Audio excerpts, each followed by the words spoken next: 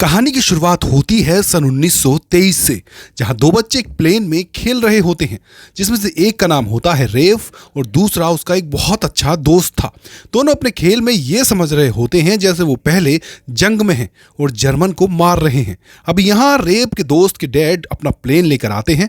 उनके जाने के बाद ये दोनों उस प्लेन में जाकर बैठ जाते हैं, लेकिन तभी खेल खेल में उनसे वो प्लेन चल पड़ता है और थोड़ा उड़ने भी लगता है। कुछ ही दूर जाने के बाद वो रुक जाता है। ये देख रेफ के दोस्त के डैड वहां आते हैं और अपने बच्चे की इस हरकत के लिए मारने लगते हैं। तब रेफ अपने दोस्त को बचाने के लिए उसके डैड पर हमला कर देता है और कहता है, अंकल आप बहुत ही गंदे हैं, दुश्मनों की तरह, इन्हीं जर्मन की तरह। इस पर उसके डैड कहते हैं कि नहीं नहीं, मैं जर्मन नहीं हूं, मैं तो पहली जंग में जर्मन के खिलाफ लड़ा था। वो बहुत ही बुरा मंजर था, लाखों लोगों की जान चली गई थी। ये कहने के बाद वो यहाँ से चले जाते हैं। इसके बाद रेफ का दोस्त उससे कहता है कि तुम मेरे बहुत अच्छे दोस्त हो, मेरी हमेशा हिफाजत करते हो। वक्त गुजरता है और हम देखते हैं कि सन 1941 आ जाता है, जब दूसरी जंग शुरू हुई थी। जर्मन यूरोप पर हमला कर देता है। अमेरिका अभी भी इस जंग में शामिल नहीं हुआ था। रेफ और उसका दोस्त अब बड़े हो चुके हैं, वो एयरफोर्स में पायलट हैं। इनको उनका मेजर बुलाता है और बताता है कि ब्रिटिश ने तुम्हें एयरफोर्स में शामिल करने के लिए चुन लिया है। अब ये तुम्हारी मर्जी है, अगर तुम जंग में जाना चाहते हो तो जा सकते हो, लेकिन मुझे इतना पता है कि आज नहीं तो कल हमें भी इस जंग में उतरना पड़ेगा, जिसके लिए मुझे बहुत सारे पायलट्स की जरूरत होगी और ये मेरा फर्ज है। अगर मैं चाहूं तो तुम्हें रोक सकता हूं, लेकिन मैंने ये तुम पर छोड़ दिया है, तुम चाहो तो जा सकते हो। इस बार रे बोलता है कि सर, अगर आप मेरी जगह होते तो क्या करते? मेजर कहते हैं कि अगर मैं होता तो मैं जाता ब्रिटेन के लिए, और अब रेफ भी जाने की तैयारी करने लगता है। असल में जर्मन के लीडर ने लगातार यूरोप पर हमला करके उसे कमजोर कर दिया था। वो यूरोप पर हावी हो गया था, इसलिए ब्रिटिश अमेरिका के पायलट की मदद चाहते हैं। अब जो रेफ के दोस्त को यह पता चलता है कि वो ब्रिटेन के लिए जंग लड़ने जा रहा है तो उसे बहुत दुख होता है, क्योंकि वो जानता था कि इस जंग में जाना किसी खतरे से खाली नहीं है। ये देखकर रेफ उससे कहता है कि मैं बहुत जल्द 25 का हो जाऊंगा और ये लोग मुझे एक फ्लाइट का टीचर ही बना के रख देंगे, लेकिन मैं एक फौजी बनना चाहता हूं, एयरफोर्स के लिए लड़ना चाहता हूं, इसलिए मेरे दोस्त समझने की कोशिश करो, मुझे जाना ही होगा। जिसके बाद रेफ मेडिकल टेस्ट के लिए जाता है, जो जंग में जाने से पहले लिया जाता है। इसमें पूरे शरीर को चेक किया जाता है, ये देखने के लिए कि कहीं कोई बीमारी तो नहीं है। इसमें आपकी नजर भी चेक की जाती है और इस तरह के अलग अलग टेस्ट लिए जाते हैं। यहाँ रेफ को एक ऐसी बीमारी थी जिसमें उसे पढ़ने में दिक्कत होती थी। जब उसकी बारी आती है अंदर चेकअप करवाने की, तो वहां एक नर्स बैठी होती है जिसका नाम होता है एवलिन। वो समझ जाती है कि इसे पढ़ने में दिक्कत है। वो बताती है कि मैं बहुत तेज नजर की जरूरत है, लेकिन तुम्हें यह बीमारी है, इसलिए मैं तुम्हें पास नहीं कर सकती। रेफ बोलता है कि मुझे सिर्फ पढ़ने में दिक्कत है, उसके अलावा मेरी नजर इतनी तेज है कि मैं तेज भागते हुए खरगोश पर भी निशाना लगा सकता हूं। अब उसका जुनून और उसका शौक देखकर वो उसे मेडिकल टेस्ट में पास कर देती है। अब रेफ पहली ही नजर में एल्विन को पसंद करने लगा था, इस बारे में उसे बता ही देता है। इसके बाद दोनों ही एक दूसरे को पसंद करने लगते हैं। वो दोनों एक साथ बहुत सारा वक्त गुजारते हैं। यह एक दिन रेफ उसको बता देता है कि मैं कल जंग पर जाने वाला हूं, ब्रिटेन के लिए लड़ने। ये सुनकर एल्विन बहुत परेशान हो जाती है और उससे कहती है कि कैसे तुमको जबरदस्ती जंग में भेज सकते हैं। जिस पर रेफ कहता है कि मुझे कोई जबरदस्ती नहीं ले जा रहा, मैं अपनी मर्जी से जा रहा हूं। अगर मैं चाहता तो रुक जाता, मगर मैं जाना चाहता हूं। पूरी जिंदगी में काफी वक्त से इंतजार कर रहा हूं, मैं लड़ना चाहता हूं, मेरी ख्वाहिश एक फौजी बनने की है। जिसके बाद वो जंग पर चला जाता है। अब अमेरिका के प्रेसिडेंट कहते हैं कि आखिर कब तक हम ये ड्रामा करते रहेंगे, ये झूठ बोलते रहेंगे कि दूसरी जंग नहीं हो रही, जबकि वो तो शुरू भी हो चुकी है। मैं चाहता हूं कि हम इस जंग में हिस्सा लें और अपने पड़ोसी मुल्कों की मदद करें, लेकिन उनकी बात पर उनकी बाकी टीम राजी नहीं होती। वो कहते हैं कि दुश्मन जंग का सामान बना रहा है, जैसे टैंक, गोले, और हम क्या बना रहे हैं? TV, fridge. हमारे पास तो फिलहाल जंग की कोई तैयारी भी नहीं है, इसलिए हम चाह कर भी ना तो इस जंग में शामिल हो सकते हैं और ना ही पड़ोसी मुल्कों का साथ दे सकते हैं। उधर जापान अमेरिका से परेशान होता है, क्योंकि अमेरिका ने इन्हें तेल देना बंद कर दिया था। जापान को तेल की जरूरत है, क्योंकि इनके पास सिर्फ इतना ही तेल है जो ये सिर्फ 18 महीने तक ही संभाल कर रख सकते हैं। जापान का लीडर कहता है कि वो वक्त आ गया है, हमें अमेरिका पर हमला करना होगा, और ये हमला हम अचानक करेंगे। हम उनकी नेवी पर हमला करके उनके जहाजों के ग्रुप को उड़ा देंगे और उस पूरी जगह जिसका नाम पर्ल हार्बर होता है उसको तबाह कर देंगे। उधर रेफ अपना प्लेन उड़ा रहा होता है, वो बहुत सारे दुश्मनों को मार भी गिराता है और साथ ही एवलिन को भी खत लिखता रहता है। अब दोनों दूर होते हैं, इसलिए उन्हें एक दूसरे से बहुत प्यार हो जाता है। वो ये भी बताता है कि यहाँ हर कदम पर खतरा है। परसों जिन 2 पायलट्स के साथ मैंने खाना खाया था वो आज दुनिया में नहीं रहे, वो शहीद हो गए हैं। और अब खतरा रेव के सर पर भी मंडराने लगा था। वो जब जंग में जाता है कि तो दुश्मन के पायलट्स उसके प्लेन पर बम बरसाने लगे थे, जिससे उसके प्लेन में आग लग जाती है। वो तबाह होने लगता है। तबाह होने के बाद वो उसका प्लेन समुद्र में जाके गिर जाता है और कहीं खो जाता है, जिसके बाद सब ये मान लेते हैं कि रेव की मौत हो गई। एवलिन को ये खबर देने के लिए रेव का दोस्त जाता है, क्योंकि जाने से पहले उसने अपने दोस्त को ये कहा था कि अगर मुझे कुछ हो जाए तो ये खबर जाकर तुम एवलिन को बता देना, ताकि उसे मुश्किल वक्त में उसका दोस्त उसे संभाल ले और सहारा दे। उसकी मौत की खबर सुनकर एवलिन काफी टूट जाती है और फूट फूट कर रोने लगती है, लेकिन वक्त के साथ साथ उसकी यादों को मिटाने लगती है, क्योंकि उसके दोस्तों ने उसे कहा था कि सब कुछ भुलाकर तुम्हें आगे बढ़ना चाहिए। साथ ही साथ रेव का दोस्त भी उसे पसंद करने लगता है। वो उसकी जिंदगी में आना चाहता है, क्योंकि एवलिन को भी आगे बढ़ना था। इसलिए दोनों एक दूसरे को काफी करीब हो जाते हैं और आखिरकार एक दूसरे को पसंद करने लगते हैं। उधर जापान पर्ल हार्बर यानी कि अमेरिका पर हमला करने की पूरी तैयारी कर रहा होता है।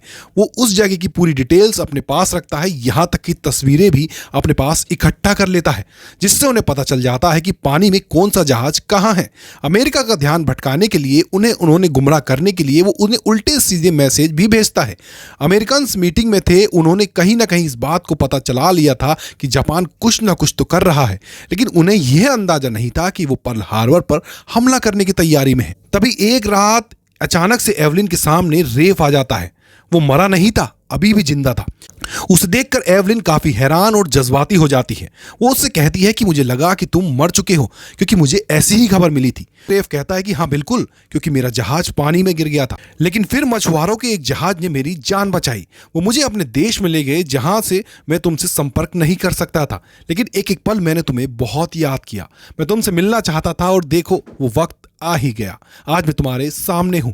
और अब यहाँ एवलिन उसे बता ही देती है कि तुम्हारा दोस्त और मैं अब एक साथ हैं, यानी एक दूसरे को पसंद करते हैं। ये सुनकर रेव काफी दुखी हो जाता है।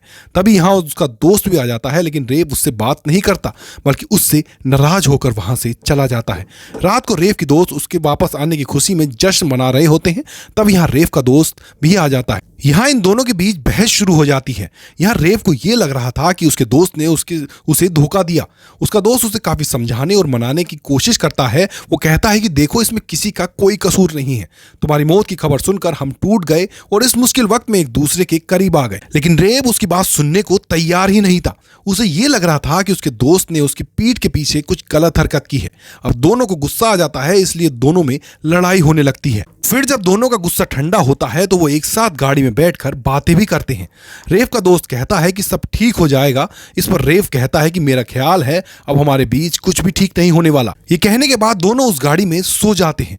उधर बहुत सारे मैसेज आने की वजह से अमेरिका को यह पता चल गया था कि जापान हम पर हमला करने वाला है, लेकिन हमला वो कहां पर करेगा इस बात का पता नहीं होता। जापान का प्लान ये था कि वो सुबह सुबह अमेरिका के पर्ल हार्बर पर मौजूद सभी जहाजों के ग्रुप को तबाह कर देंगे और अमेरिका को सबक सिखा देंगे। इसलिए वो अपने बहुत सारे प्लेन्स को पहाड़ों से भी नीचे उड़ाकर वहां लेकर आते हैं और देखते ही देखते पर्ल हार्बर पर हमला कर देते हैं। हमले में जापान अमेरिका के पर्ल हार्बर को पूरी तरह से तबाह कर देता है, क्योंकि ये हमला बहुत ही बड़ा था। इस पूरी सिचुएशन को देखते हुए रेव और उसका दोस्त अपने प्लेन तक आ जाते हैं। वो अपने दोस्त से कहता है कि लड़ने के लिए मुझे एक अच्छे साथी की जरूरत है, तो मेरा साथ देना, मेरे साथ लड़ना। इसके बाद वो अपनी टीम के साथ मिलकर जापान के जहाज पर हमला करने लगते हैं।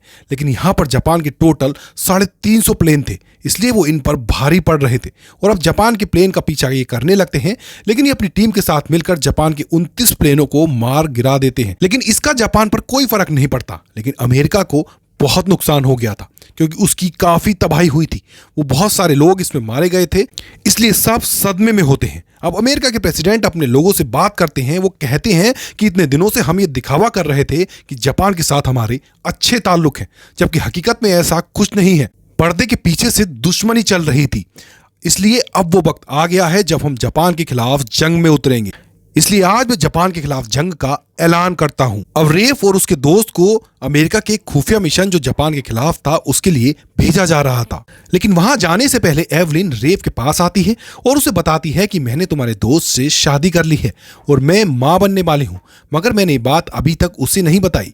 मैंने तुम्हारे साथ रहने का सोचा था, लेकिन देखो सब कुछ बदल गया। अब सारा सिचुएशन को देखते हुए रेव उन दोनों को माफ कर देता है और अपने दोस्त को कहता है कि तुम जंग पर मत जाओ, क्योंकि एवलिन एक बार पहले भी अपना प्यार खो चुकी है और मैं नहीं चाहता कि उसके साथ दोबारा ऐसा हो। वो जानता था कि वो जिस मिशन पर जा रहा है वहां से वापस आना नामुमकिन है। तो इसका दोस्त उससे कहता है कि बचपन से तुमने मेरी हिफाजत की है, मेरा ख्याल रखा है, लेकिन अब नहीं, आज ऐसा मत करो, हम दोनों ही इस मिशन में जाएंगे। उनमें इनके अलावा यहाँ और भी कई बहुत सारे पायलट्स थे। इन्हें बताया जाता है कि एक ऐसा मिशन है, इसमें आप सबको टोक्यो पर हमला करना है जो जापान के बिल्कुल ही बीचों बीच में है। ये मिशन बहुत मुश्किल है। हमारी नेवी हमें इसके लिए टोक्यो से कुछ दूर ले जाएगी, जिसके बाद हम वहां से प्लेन के जरिए आकर हमला करेंगे। और अब इनके मिशन का वो दिन आ जाता है जब ये पर्ल हार्बर पर हुए हमले का बदला लेंगे। यहाँ रेफ अपने कमांडर से कहता है कि जापान ने हम पर 350 प्लेन से हमला किया था, जबकि हम तो सिर्फ 16 प्लेन से हमला कर रहे हैं। हमारे इतने छोटे से हमले का उन पर क्या फर्क पड़ेगा। कैप्टन जवाब देता है कि उन्होंने हम पर हथौड़े से हमला किया था, लेकिन अगर हम इस मिशन में कामयाब हो जाते हैं तो ये मिशन एक कांटे की तरह उन पर चुभेगा। वो कहता है कि एक बात और याद रखो कि जीत उसी को मिलती है जिसे उस जीत पर यकीन होता है, और हम अमेरिका को इस जीत का यकीन दिलाएंगे। अब बस ये जापान पर हमला करने के लिए तैयार होते हैं, लेकिन जहां इनके शिप थे, इन्हें यहां से अपने प्लेन्स को लेकर उड़ना था, वो जापान के वहां सारे शिप आ जाते हैं। और अब अगर ये यहां से उड़े तो ये जापान पर तो हमला कर देंगे, लेकिन उसके आगे चीन तक नहीं पहुंच पाएंगे फ्यूल की वजह से। असल में इनका इरादा कुछ यूं होता है कि ये अपने प्लेन्स जापान पर हमला करके चाइना में उतरेंगे, लेकिन अगर ये इस जगह से उड़ेंगे तो ये चाइना तक पहुंचने पहुंचते इनका फ्यूल खत्म हो जाएगा। मगर इसके अलावा इनके पास कोई और रास्ता भी नहीं होता और आखिरकार ये लोग अपने 16 प्लेन लेकर उड़ जाते हैं और जापान पहुंचते हैं। वहां पहुंचते ही अपने प्लान के मुताबिक ये जापान के शहर टोक्यो पर बम्बार्डिंग करना शुरू कर देते हैं और इस तरह से ये अपने प्लान में कामयाब हो जाते हैं। लेकिन अब चीन तक पहुंचना इनके लिए नामुमकिन था। समुंदर के ऊपर से इनके प्लेन उड़ना शुरू हो जाते हैं और जिस बात का डर था वही होता है, यानी इनका पेट्रोल खत्म हो रहा है। लेकिन तभी इन्हें जमीन दिखती है और जैसे तैसे ये उस जमीन पर उतर जाते हैं। लेकिन यहाँ रेप और उसके दोस्त का प्लेन उतरते उतरते क्रैश हो जाता है और यहाँ इन्हें बहुत सारे जापानीज का सामना करना पड़ता है। वो लोग रेप के दोस्त को पकड़कर अपने साथ ले जा रहे होते हैं। यहाँ इनके बीच गोलियों की बारिश हो रही होती है। हालांकि ये बहुत सारे जापानीज को मार गिराते हैं, लेकिन इसी बीच गोलियां लगने की वजह से रेप का दोस्त बहुत जख्मी हो जाता है। गोद में लेकर रेप उसे बता ही देता है कि तुम बाप बनने वाले हो। ये सुनकर उसे खुशी तो होती है, लेकिन उसे पता होता है कि अब मैं नहीं बचूंगा। उसकी इतनी बुरी हालत होती है कि वो रेप की गोद में अपनी आखिरी सांसें गिन रहा होता है। वो रेप से कहता है कि रेप मेरे प्यारे दोस्त, अब से वो बच्चा तुम्हारा है। और ये कहते हुए वो अपने देश के लिए शहीद हो जाता है। अब आज से पहले अमेरिका को पता नहीं था कि जीत का जुनून क्या होता है, मगर अब के बाद वो जीत का एक जज्बा उनके अंदर पैदा हो जाता है। इसके बाद सभी फौजी अपने अपने देश अमेरिका वापस आ जाते हैं। रेप के दोस्त यानी अपनी हस्बैंड की मौत की खबर जब एवलिन को मिलती है तो वो बहुत दुखी हो जाती है और रोने लगती है। लेकिन कुछ चीज़ों को हम चाह कर भी नहीं रोक सकते। उन्हीं में से एक चीज़ मौत है। इन सभी फौजियों की काफ़ी इज्जत दी जाती है क्योंकि इन्होंने अपने देश अमेरिका के लिए वो किया होता है जो कोई ना कर सकता है। इसके बाद रेव और एवलिन शादी कर लेते हैं। उनका एक बच्चा भी होता है जो रेव के दोस्त का ही था और वो उस बच्चे को उसी प्लेन में ले जाता है जिसमें एक बार बचपन में वो अपने दोस्त के साथ गया था और वो गलती से चल पड़ा था। और इस तरह से इनकी जिंदगी चलती रहती है। जापान ने पर्ल हार्बर पर हमला करके जो जंग शुरू की थी उसका बदला लेने के लिए अमेरिका ने हिरोशिमा और नागासाकी पर बम गिराए और इस जंग को ख़त्म किया।